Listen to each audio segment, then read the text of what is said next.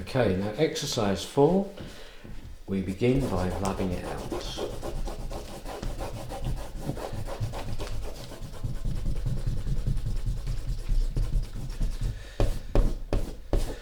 And we start in the centre, and it's very important to keep your pencil sharp. And also make sure that your hand, the side of your hand is always on the paper, so you can slide your hand around. Don't lift your hand off the paper. Have it always in touch with the paper. Right. Okay. So we start again here, and we can see more creases here. Just don't do all of them, obviously. And I will then follow the steps I took just to check, and I know that there's an area which is wrong, which we can bring that around to here. Right, we can come down. That looks okay, that looks fine. This comes out slightly, it comes down here, that's more like that. We then look here, yeah, the ring is roughly there, that seems to be fine. There's a triangle created there by that ring here, and that crease seems to be okay, and it bulges out slightly here, and that is there.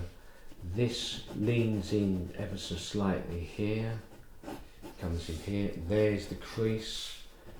This is slightly wider and that is lower. So, and this is a lot lower here, and that comes round there. So, just a slight adjustment, just as we did in the last drawing of the hand.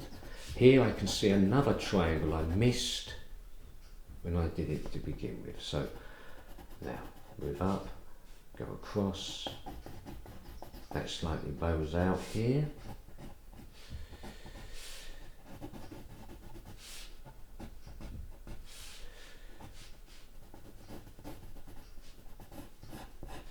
And this is the side of the finger, and we can add a bit of shading. Just for shading, just scribble. Just do that, just for the time being. Yeah. Okay, just that. And there's some more shading along here. First of all, isolate the area that you want to shade and just scribble. That's it, very lightly, like that, okay? And there's a bit of shading along here. Draw, isolate the area and just scribble very lightly, like that. Okay, right, so now I can place that in there and that in there. And this comes in. Now we can move to this finger. That seems to be okay. That bulges out here. This comes out. That is more over here and moves downwards like that. Curves outwards, bulges out here and is slightly wider there and around there. Okay. Now we can place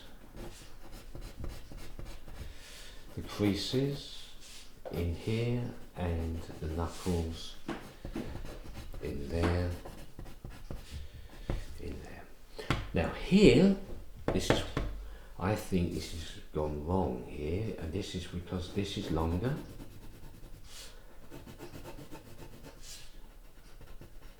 That is down, and your thumb is down here. Now there's another line that goes here, which makes it a lot easier to see. There's a crease here, there, it goes along here. Now, there's the crease, there's a crease here, opposite, which helps me see the width of the thumb here. This goes that way to meet the thumbnail, and there's the thumbnail here and there. Now can you see how that thumbnail has been corrected? So this goes that angle here, this comes out and around and like that there. Right, so you can see in this area how once we start from the centre here and retrace our steps, we suddenly see that something has gone wrong here. And it's just a question of following the sequence but in a different position so that we can correct it.